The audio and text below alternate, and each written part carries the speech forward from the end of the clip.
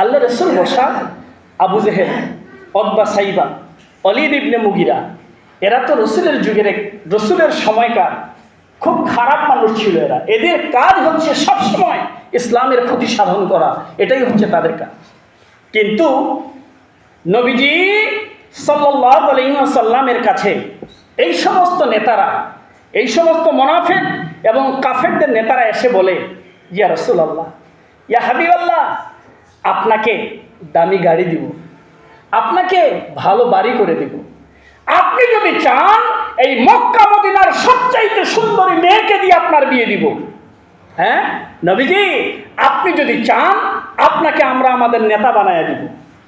আবু বকর, ওমর, ওসমান আলী, ওই সময়কার কথা বলছি, রসুলের যুগে নবীকে এসে কাফেরেরা বলতেছে, গাড়ি দিব, বাড়ি দিব, আপনাকে নেতা বানায়া দিব, আপনি চাইলে এই মক্কা মদিনার সবচাইতে সুন্দরী মেয়েকে দিয়ে আপনার বিয়ে দিব। আপনি খালি করবেন কি, আমাদের উপাসনালয়ে একটু যাবেন, যাই আমাদেরকে একটু সাপোর্ট করবেন। কথা কি আপনারা বুঝতেছেন? এই প্রস্তাবটা নবীর কাছে আসে নাই?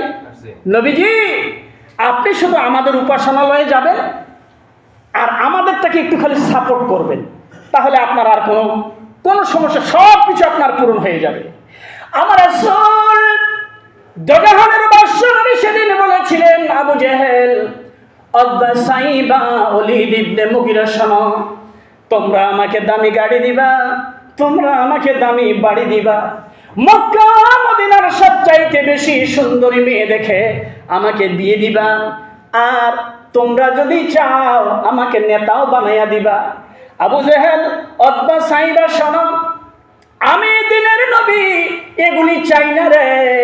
তোমরা যদি আকাশ থেকে আমাকে চন্দ্রটা আমার এক হাতে দাও আর বাম হাতে যদি আমার সূর্যটা এনে দাও, এই আকাশ থেকে চন্দ্র সূর্য যদি আমার হাতের কাছে এনে দাও, আমি মুহাম্মদ রাসূলুল্লাহ এরপরেও আমার দিন থেকে আমি এক চুল সুদ হব না। বলেন সুবহানাল্লাহ। নবীর কাছে অফার আসে নাই? নবী যদি সেদিন অফার ধরতেন তাহলে না আপনারটা ঠিক ছিল।